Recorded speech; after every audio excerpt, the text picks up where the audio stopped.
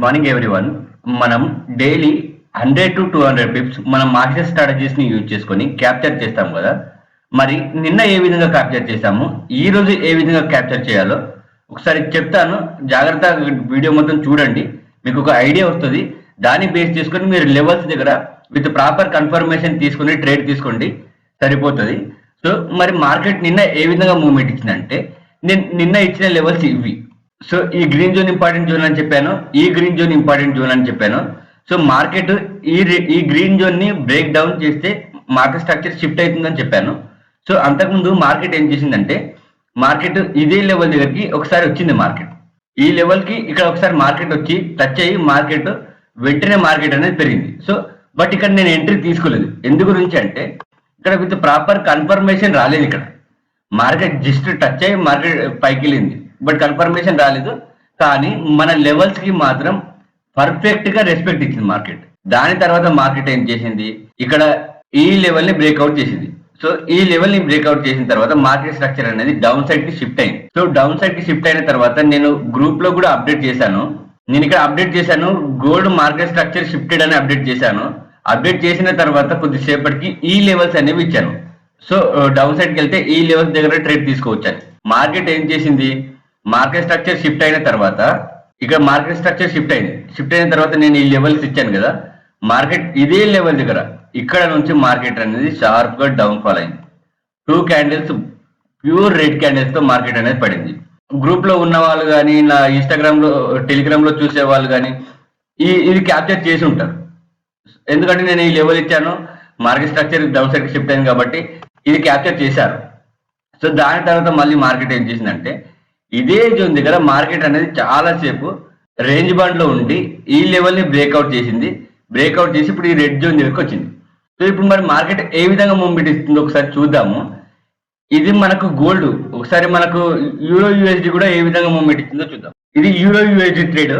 నేను ఈ జోన్స్ ఇచ్చాను. నేను మీకు నిన్న ఈ రెడ్ జోన్ ఇంపార్టెంట్ జోన్ అని చెప్పాను, ఈ రెడ్ జోన్ ఇంపార్టెంట్ జోన్ అని చెప్పాను, ఈ గ్రీన్ జోన్ ఇంపార్టెంట్ జోన్స్ మనం నిన్న చేసిన అనాలిసిస్ ని బేస్ చేసుకొని. దాని తర్వాత మార్కెట్ ఈ జోన్ దగ్గరకు వచ్చినప్పుడు నేను అప్ సైడ్ ట్రేడ్ అనేది తీసుకున్నాను. దీనికి సంబంధించి షార్ట్ వీడియో కూడా చేశాను, ఒకసారి చూడండి, మీకు ఒక క్లారిటీ వస్తుంది దానికి సంబంధించి.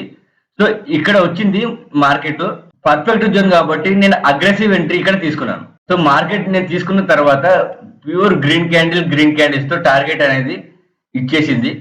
ఇక్కడ టార్గెట్ అనేది హిట్ అయిపోయింది. మళ్ళీ దాని తర్వాత నేను ఈ గ్రీన్ జోన్ కూడా ఇంపార్టెంట్ జోన్ గానే ఇచ్చాను.